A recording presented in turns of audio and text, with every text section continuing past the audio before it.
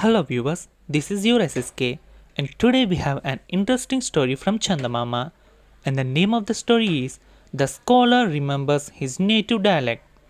Nobody in the village Kamalkund had ever been to any school and to complete a course in sculptures at the Varanasi was beyond their wildest dream. But this is what young Jivanendra had done. He belonged to a neighboring village and he was coming to Kumalgun to visit his maternal uncles. Many were eager to meet the scholar fresh from Varanasi. It was the weekly market day, and while selling and buying of grocery, vegetable, pottery, sweets, etc., were going on in full swing, those who know about Jivendra's impending visit were looking towards the road again and again. At last, Jivendra was seen approaching the village a little before sunset. He wore a creamy silk dhoti and a long shirt of dazzling orange color. His well-cut beard matched his turban.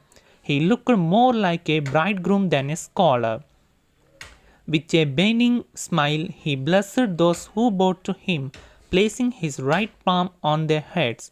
At the same time, he muttered some Sanskrit hymns which nobody understood but everybody appreciated because he spoke of his learning. To meet a learned man or to be familiar with him or to exchange a few words with him was an opportunity after all. But those simple folks did not know what to do when he began speaking to them. For he spoke in Sanskrit, his listeners looked agape. After a while, one of them made bold to remind him that he was speaking to an illiterate lot and that he should be kind enough to speak the language they understood. He nodded kindly and spoke in their language, but such high flown was it that against his words fell on deaf ears. However, they could make out this much, having lived amidst great pundits for 5 long years, he found it difficult to speak like an ordinary man. Some people in the audience were beginning to grow skeptic. Was a period of 5 years enough to make one forget the language or dialect of one's nativity? A few yards away from the spot where the young scholar stood, some people were enjoying a fight between two rams. Suddenly, one of the fighting ram was attracted towards the scholar.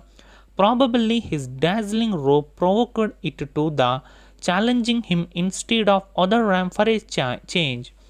It headed toward him and taking position in front of him, lowered its head preparing to charge at time.